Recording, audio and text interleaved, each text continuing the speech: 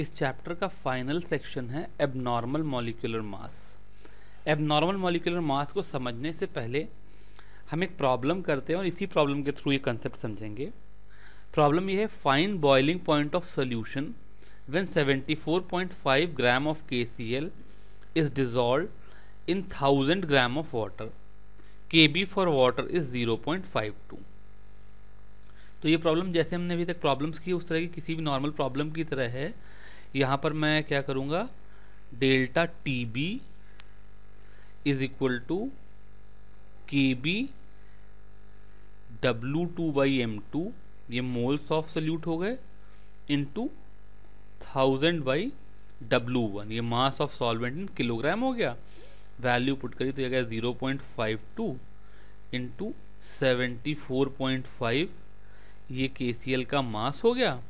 और KCl के लिए अगर मैं मोलर मास निकालूं तो मोलर मास ऑफ KCl भी 74.5 ही है, तो डिवाइडेड बाई 74.5 इंटू 1000/1000, तो ये कैंसिल हो गया सब कुछ और डेल्टा TB की वैल्यू 0.52 आ गई। यानी कि जो बॉइलिंग पॉइंट सोल्यूशन का होगा वो 100.52 डिग्री सेल्सियस हो गया।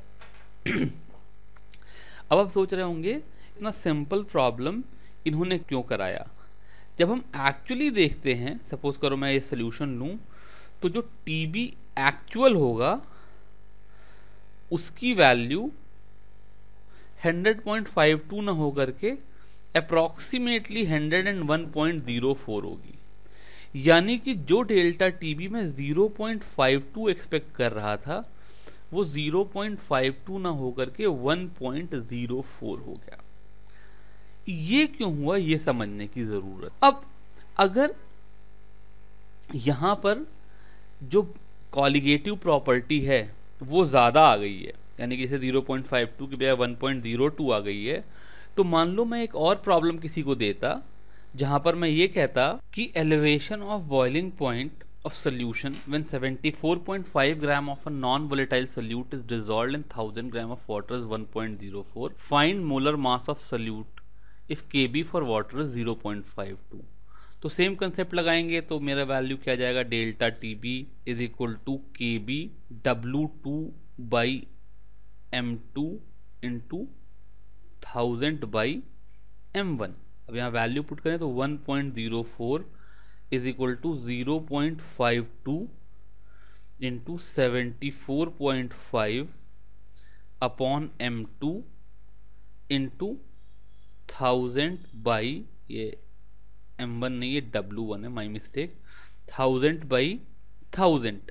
तो यहाँ से फिर जब मैं कैलकुलेट करूँगा तो m2 की वैल्यू 74.5/2 आ गई। यानी कि जब मैं KCl एज अ सल्यूट ले रहा हूं तो जो मेरी डेल्टा TB की वैल्यू है, मैं इसको डेल्टा TB डैश अभी लिख रहा हूं, ये ट्वाइस ऑफ डेल्टा TB हो जा रही है। यानी कि जितना मैं डेल्टा TB एक्सपेक्ट कर रहा था उससे डबल हो जा रही है।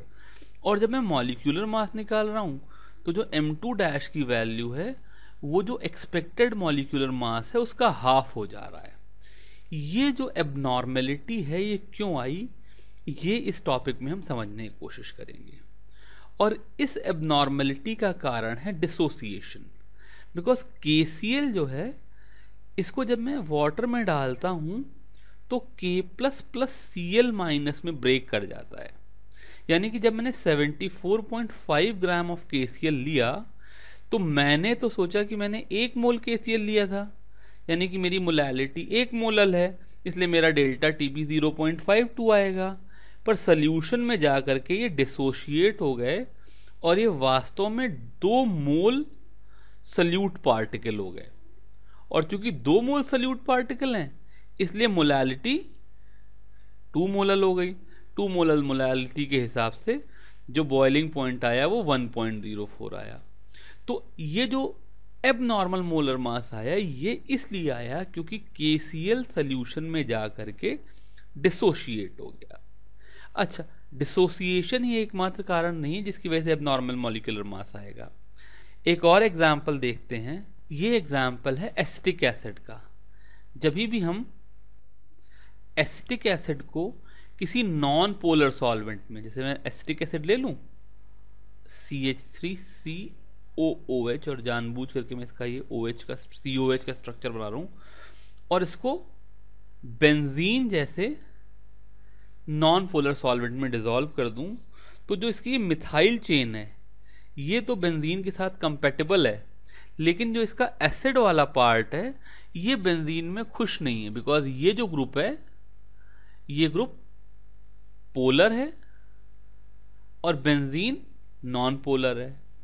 तो एसिटिक एसिड का मॉलिक्यूल क्या करता है, या जो और कार्बोक्सिलिक एसिड है वो बेंजीन में जा करके क्या करते हैं, ये एसोसिएशन शो कर देते हैं। वर्ड इज एसोसिएशन, यानी कि दो एसिटिक एसिड के मॉलिक्यूल मिल करके एक डाइमर बना लेंगे। अब अगर यहाँ पर एसोसिएशन होने लगा, तो अगर सपोज करो तुमने 1 मोल एसिटिक एसिड डाला है तो वो सोल्यूशन में जा करके तो हाफ मोल ही रह जाएगा। तो जहाँ पर आप अपनी मोलैलिटी 1 मोलल समझ रहे थे वो सोल्यूशन में जा करके हाफ मोलल ही रह जाएगी। तो जो भी कॉलिगेटिव प्रॉपर्टीज जैसे KCl के केस में डबल हो गई थी, एसिटिक एसिड इन बेंजीन के केस में हाफ हो जाएगी।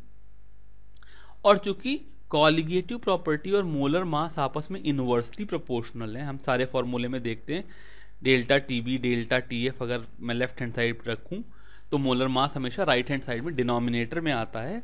तो इसका मतलब चूंकि इनमें इनवर्स रिलेशन है, तो जैसे KCl में मास हाफ होकर के आ जा रहा था, वैसे एसिटिक एसिड में मास डबल होकर आ जा रहा है। ये जो एबनॉर्मल नेचर है इसकी वजह से हमारे एबनॉर्मल मॉलिक्यूलर मास आ रहा है।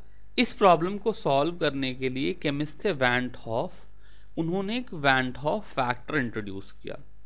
उन्होंने कहा कि हम एक नया पैरामीटर डिफाइन करते हैं I, जो मुझे ये बताएगा कि सॉल्यूशन में कितने पार्टिकल्स हैं, बिकॉज कॉलिगेटिव प्रॉपर्टी तो नंबर ऑफ पार्टिकल्स पे डिपेंड करती हैं, और ये मैटर नहीं करता कि तुमने कितने मोल पार्टिकल डाले। अगर तुमने 1 मोल KCl सोल्यूशन वाटर में बनाया तो सोल्यूशन में जाकर के तो वो 2 मोल हो गए ना, और अगर तुमने 1 मोल एसिटिक एसिड बेंजीन में बनाया तो सोल्यूशन में जाके वो आधा ही मोल हो गया। तो van 't Hoff factor I is number of particles in solution upon number of particles added to solution, यानी कि KCl वाले केस में न्यूमरेटर में 2 मोल हो जाएगा, डिनोमिनेटर में 1 मोल हो जाएगा। हमने 1 मोल ऐड किया जो कि सोल्यूशन में जाकर के 2 मोल हो गया। और जो पीछे एसिटिक एसिड वाला केस था उसमें न्यूमरेटर में हाफ मोल हो जाएगा और डिनोमिनेटर में 1 मोल रहेगा, बिकॉज जब मैंने 1 मोल एसिटिक एसिड डाला तो वो मिल करके एसोसिएट होकर के सोल्यूशन में हाफ मोल ही रह गया। तो ये जो I की वैल्यू है, चूंकि जो मेरी कॉलिगेटिव प्रॉपर्टी है वो नंबर ऑफ पार्टिकल्स के डायरेक्टली प्रोपोर्शनल है, तो मैं I को ये भी कह सकता हूँ कि observed colligative property upon calculated colligative property. और चूंकि मोलर मास कॉलिगेटिव प्रॉपर्टी के इनवर्सली प्रोपोर्शनल है, तो हम ये भी कह सकते हैं normal molar mass by abnormal molar mass. तो अगर मैं पिछले दोनों एग्जाम्पल को देखूं तो KCl में 1 मोल पार्टिकल ब्रेक करके 2 मोल हो गए थे, सोल्यूशन में गया तो KCl जो था ये ब्रेक करके K+ और Cl- 2 पार्टिकल में ब्रेक कर गया था। तो यहाँ पे I की वैल्यू 2 हो जाएगी। जो दूसरा एग्जाम्पल था एसिटिक एसिड इन बेंजीन वाले का, वहाँ पर एसोसिएशन हो गया था, तो वहाँ पर I की वैल्यू हाफ हो जाएगी, बिकॉज वहाँ पर 2 पार्टिकल जुड़ करके 1 पार्टिकल बन गया। तो number of particle in solution अगर 1 है तो number of particles added to the solution 2 रहा होगा। तो इस तरह से I की वैल्यू डिसोसिएशन के केस में 1 से बड़ी और एसोसिएशन के केस में 1 से छोटी हो जाएगी, बिकॉज डिसोसिएशन में सोल्यूशन में नंबर ऑफ पार्टिकल जितने पार्टिकल ऐड किए गए हैं उससे ज़्यादा हो जाएंगे, और जब एसोसिएशन होगा चीज़ें जुड़ेंगी तो नंबर ऑफ पार्टिकल जितने पार्टिकल ऐड किए गए हैं उससे कम हो जाएंगे। अब हमने क्या किया कि जो भी पीछे कॉलिगेटिव प्रॉपर्टीज़ पढ़ी थी उनमें थोड़ा सा चेंज कर देते हैं, because observed colligative property is I times calculated colligative properties. इस इक्वेशन को देखें और ये कैलकुलेटेड वाला टर्म यहाँ ले आएँ, तो इसका मतलब जो मुझको delta P by P not मिल रहा था, जिसको मैं पहले x2 लिखता था, अब उसको आई x2 लिख दूं। डेल्टा TB की वैल्यू आई KB m कर दूं। डेल्टा TF की वैल्यू आई KF m कर दूं, या पाई की वैल्यू आई CRT कर दूं। यानी कि जो भी कॉलिगेटिव प्रॉपर्टीज में पीछे मेजर कर रहा था उसमें आई का मल्टीप्लिकेशन कर दूं, तो ये जो एबनॉर्मल मॉलिक्यूलर मास है उसकी प्रॉब्लम चली जाएगी। अब ये जो मेरी चारों नई इक्वेशन बनी, ये प्रॉब्लम पिछले प्रॉब्लम की तरह से ही करना है, लेकिन पहले कॉलिगेटिव प्रॉपर्टी और मोलर मास दो पैरामीटर थे, अब आई एक तीसरा पैरामीटर हो गया। आइए अब हम जनरल केस में जब एसोसिएशन या डिसोसिएशन हो रहा हो तो आई कैसे निकालेंगे ये जानने की कोशिश करते हैं। तो सबसे पहले हम देखेंगे abnormal molecular mass due to dissociation. Suppose करो मेरे पास कोई एक पार्टिकल है ए जो कि डिसोशिएट करके एन बी बना दिया। जैसे KCl था, इसने दो पार्टिकल दे दिए, तो KCl के लिए n की वैल्यू 2 हो गई। या सपोज करो ये K2SO4 हो तो n की वैल्यू 3 हो गई। तो अगर मैं कंप्लीट डिसोसिएशन मानूं तो I की वैल्यू n हो जाएगी, यानी कि KCl में I की वैल्यू 2 हो जाएगी, K2SO4 में I की वैल्यू 3 हो जाएगी। लेकिन ज़रूरी नहीं है कि डिसोसिएशन कंप्लीट हो। हमने पीछे 11th क्लास में इक्विलिब्रियम पढ़ा था, तो ये भी हो सकता है कि डिसोसिएशन कंप्लीट ना हो, जो मेरा परसेंटेज डिसोसिएशन है या जो फ्रैक्शनल डिसोसिएशन है वो 1 ना हो करके कोई छोटा नंबर हो। तो अगर मैं डिग्री ऑफ डिसोसिएशन को अल्फ़ा ले लूँ, तो सपोज करो मेरे पास A था जो कि NB दे रहा था। इनिशियली A के नंबर ऑफ पार्टिकल C थे, B के 0 थे। डिग्री ऑफ डिसोसिएशन अगर मैं अल्फ़ा ले लूँ तो C अल्फ़ा पार्टिकल डिसोशिएट हो गए। तो यानी कि A के पार्टिकल बचे C माइनस C अल्फ़ा और B के पार्टिकल हो गए NC अल्फ़ा। बिकॉज अगर एक A NB के पार्टिकल देता है तो C अल्फ़ा A डिसोशिएट होकर के NC अल्फ़ा पार्टिकल देंगे। तो यहाँ पे I की वैल्यू हो जाएगी number of particles in solution.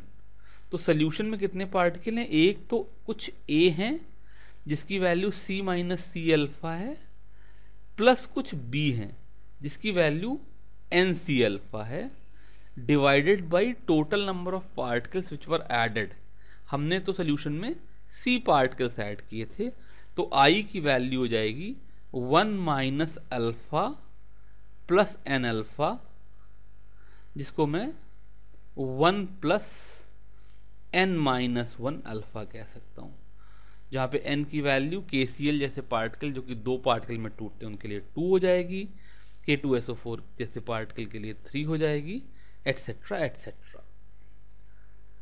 इसके ऑपोजिट अगर मैं एसोसिएशन का केस देखूं, यानी कि कोई ऐसा केस है जहाँ पर N पार्टिकल्स ऑफ A मिल करके B दे रहे हैं, एसोशिएट करके एक पार्टिकल B दे रहे हैं।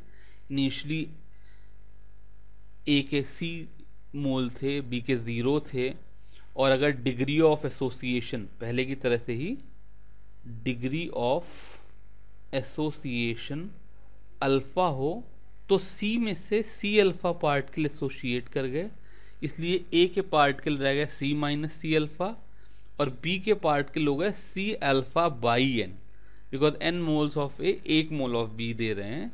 तो I की वैल्यू हो गई number of particles of A जो कि C minus C alpha plus number of particles of B जो कि है C अल्फ़ा बाई N। ये total number of particles in solution है, डिवाइडेड बाई C। ये वो पार्टिकल है जो हमने सोल्यूशन में ऐड किए थे, which is 1 minus alpha plus alpha by N, जिसको मैं 1 माइनस N एल्सियम ले लूँ तो N माइनस 1 अल्फ़ा कह सकता हूँ। तो ये एसोसिएशन का केस हो गया। अगर डाइमराइजेशन हो रहा है, दो पार्टिकल जुड़ रहे हैं, तो N की वैल्यू 2 हो जाएगी।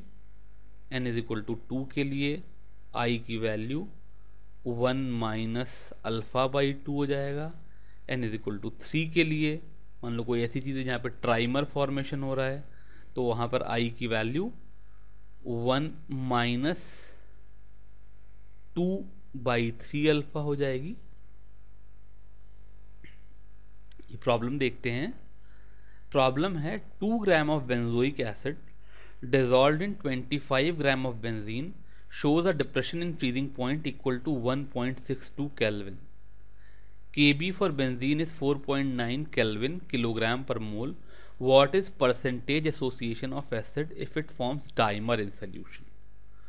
तो यहाँ पर बेंजीन में बेंजोइक एसिड है ये बता दिया, इसका मतलब मोलर मास भी दे दिया और कॉलिगेटिव प्रॉपर्टी डेल्टा टीबी भी दे दी। तो जो मेरे 3 पैरामीटर थे डेल्टा टीबी, मोलर मास और आई, उनमें से डेल्टा टीबी और मोलर मास दोनों मिल गए। मुझे आई की वैल्यू निकालनी है और जैसे मैंने अभी अल्फ़ा को आई से रिलेट किया था उससे फ्रैक्शनल एसोसिएशन या परसेंटेज डिसोसिएशन निकाल लेंगे। तो अगर 2 मॉलिक्यूल बेंजोइक एसिड के मिल करके, दो इसलिए बिकॉज उन्होंने कहा कि वो डाइमर फॉर्म करता है, 2 मॉलिक्यूल बेंजोइक एसिड के मिल करके एक डाइमर फॉर्म करते हैं। तो अगर इसके C पार्टिकल थे, इसके 0 थे, तो अगर फ्रैक्शनल एसोसिएशन या डिग्री ऑफ डिसोसिएशन अल्फ़ा है तो इसके particle C minus C alpha हो जाएंगे जैसा भी हम कर रहे थे, और जो ये डाइमर है इसके पार्टिकल हो जाएंगे C अल्फ़ा बाई 2, जैसे हम पीछे C अल्फ़ा बाई n कर रहे थे वैसे C अल्फ़ा बाई 2 हो जाएंगे। तो यहाँ पर I की value C minus C alpha plus C alpha by 2, ये total number of particle in solution हो गए, डिवाइडेड बाई C, वो पार्टिकल जो हमने ऐड किए थे, यानी कि 1 माइनस अल्फ़ा बाई 2 हो गई। अब मैं फॉर्मूला लगाऊं delta T B is equal to I K B M, जहाँ एम की जगह पर मैं W2 बाई M2, ये मोल्स ऑफ सोल्यूट हो गए, इंटू 1000 बाई W1, ये mass of solvent in kilogram हो गया। ये फॉर्मूला लगाऊं तो मेरा फॉर्मूला क्या हो जाएगा, 1.62 is equal to I into 4.9, K B जो है बेंजीन के लिए 4.9 गिवन है, into W2 by M2। W2 benzoic acid जो मेरा सल्यूट है वो 2 ग्राम गिवन है। Molar mass of benzoic acid 122 होता है, तो उसका मतलब 2 बाई 122 इंटू 1000 बाई 25, ये रिलेशन आ गया। इसको सॉल्व करेंगे तो I की वैल्यू आ जाएगी 0.504।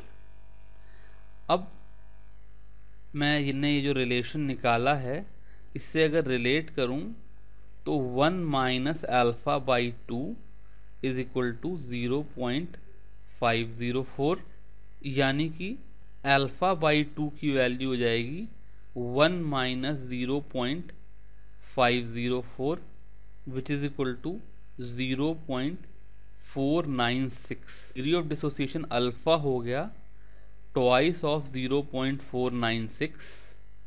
ये सॉल्व करेंगे तो ये 0.992 आ गया।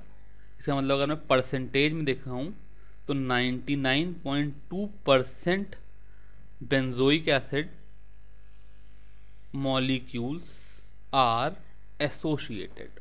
अब इस प्रॉब्लम में क्या था कि मुझे कॉलिगेटिव प्रॉपर्टी और मोलर मास दोनों दे दिया था, मुझे I की वैल्यू निकालनी थी और I की वैल्यू से अल्फ़ा को रिलेट करना था। ये एक दूसरा प्रॉब्लम है। इस प्रॉब्लम में 0.6 ml of acetic acid having density 1.06 gram per ml is dissolved in 1 liter of water the depression in freezing point observe for this strength of acid was 0.0205 degree Celsius. Calculate the van Hoff factor and dissociation constant of acid. यहाँ पर जो acetic acid है उसको इस बार water में डाला गया.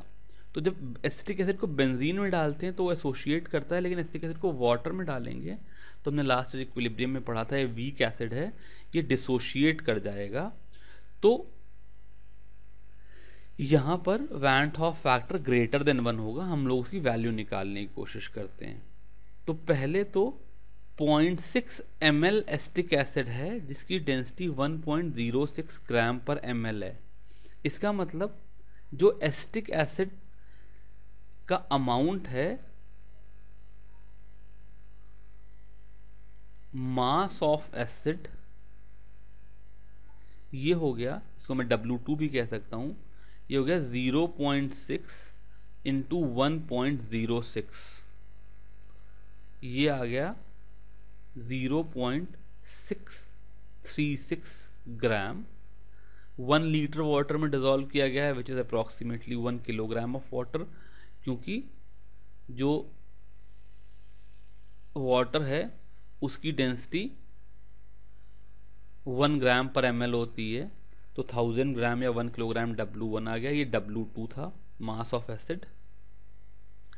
Delta TF की वैल्यू जो डिप्रेशन इन फ्रीजिंग पॉइंट है वो यहाँ पर 0.0205 गिवन है, और KF की वैल्यू यहाँ पर गिवन नहीं है, बट हम बुक से देख सकते हैं कि वाटर के लिए KF की वैल्यू 1.86 होती है.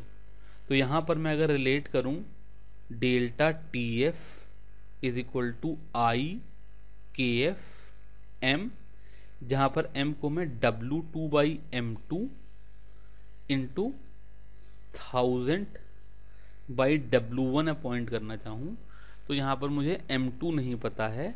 ये भी देख लेते हैं. एसिटिक एसिड के लिए तो M2 की वैल्यू 60 आ जाएगी.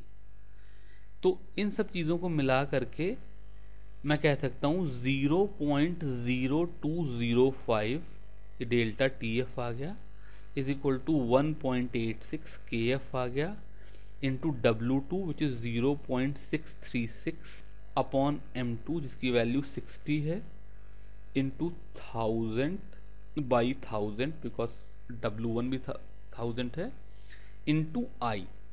इस इक्वेशन को सॉल्व करेंगे तो I की वैल्यू 1.041 आ गई. तो ये मेरा पहला पार्ट आ गया, calculate the van Hoff factor. दूसरा है we have to find dissociation constant of acid.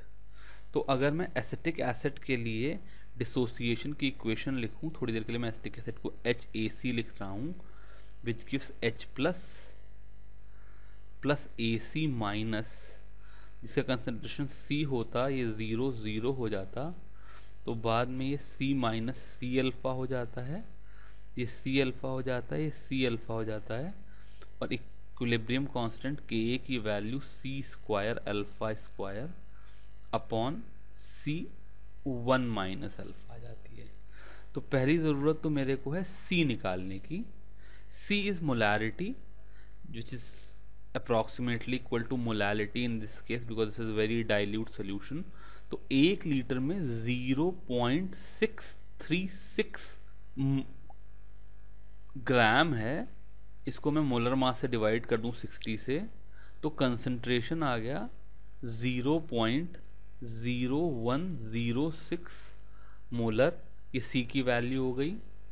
और चूंकि यहाँ पर जो I है उसकी वैल्यू हो जाएगी C minus C alpha plus 2C alpha. C minus C alpha ये एसिटिक एसिड के लिए और 2C alpha H plus ion और एस्टेट आयन के लिए डिवाइडेड बाई C जिसकी वैल्यू 1 प्लस अल्फ़ा है, और पीछे मैंने निकाला इसकी वैल्यू 1.041 है.